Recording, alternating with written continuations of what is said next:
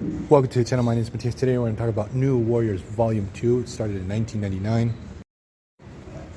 We are going to cover the first issue, and it's written by Jay Faber.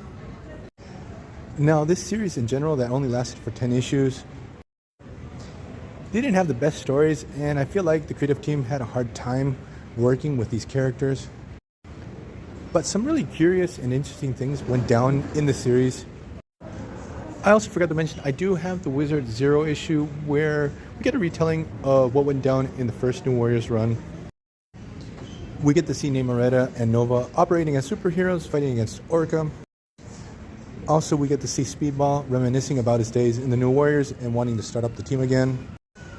We also get the introduction of a new character. His name is Aegis, who finds this Greek armor that's going to allow him to become invulnerable and to absorb energy. And like most Zero issues, they're very short. It ends abruptly. So we jump into issue number 1. We have Speedball wanting to start up the team again.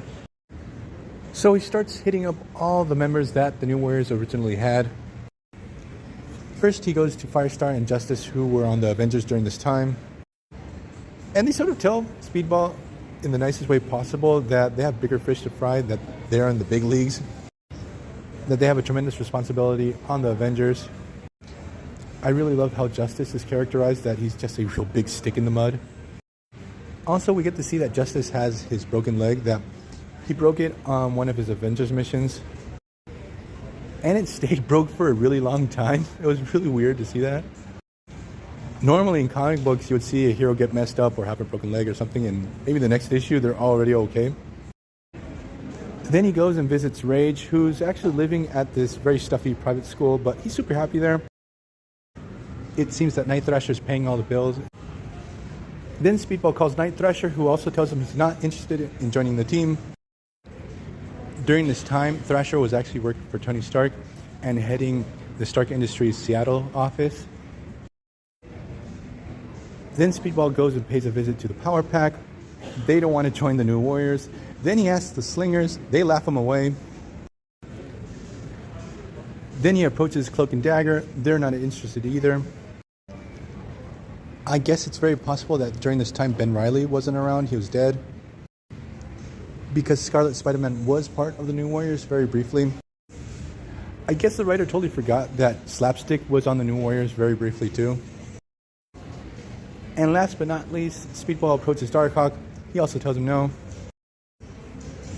So Speedball is crushed. He really wanted to reform the team. Nova and Namoretta had found out about Speedball's crusade. Since they're super cool friends, they're going to join in and help Speedball reform the team. So what happens is the story cuts to a group of scientists. They're working on this portal that goes to the negative zone. What could go wrong? And they don't even mention why they're doing this. It's just out of pure scientific curiosity, I guess. But the thing is that, as usual, something comes out from the other side. And it's Blastar, who is a pretty heavy hitter. In the first New Warrior series, their first battle was against Terrax. And during their debut, they had fought against Juggernaut. So the idea is that the New Warriors can deal with Avengers-level threats. Everyone on the team is pretty powerful in general. And this is something that, while the series progresses, the writer really struggles with.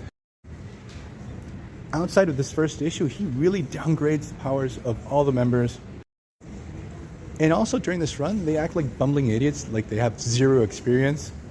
We're going to see further in this video, we're going to have a lot of new members join the team. They're all rookies, but Nova, Namoretta, and Speedball are very experienced.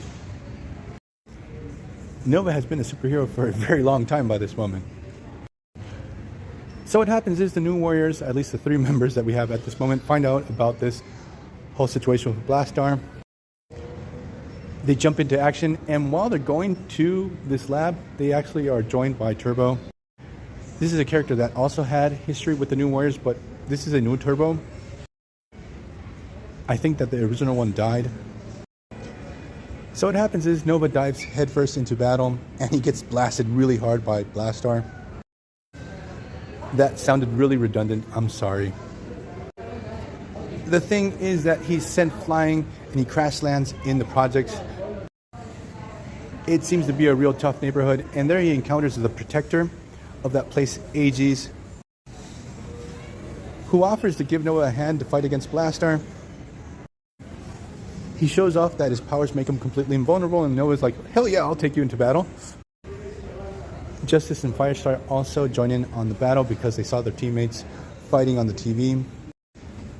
Also, a new mutant character called Bolt, who has the legacy virus, also joins in on the fun.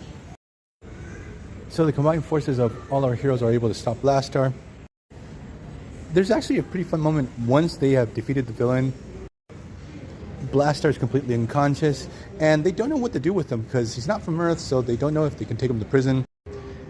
And Aegis just drops this line where he tells all his new teammates, hey, why don't we just kill the guy? But our heroes decide to take Blastar back to the negative zone. So at the end of the issue, we have a new team born. So the lineup would be Speedball, Nova, Namorita, Bolt, Aegis, and Turbo, who I almost completely forgot. So I'm going to leave this video here. I hope you guys liked it. See you guys next time. Bye.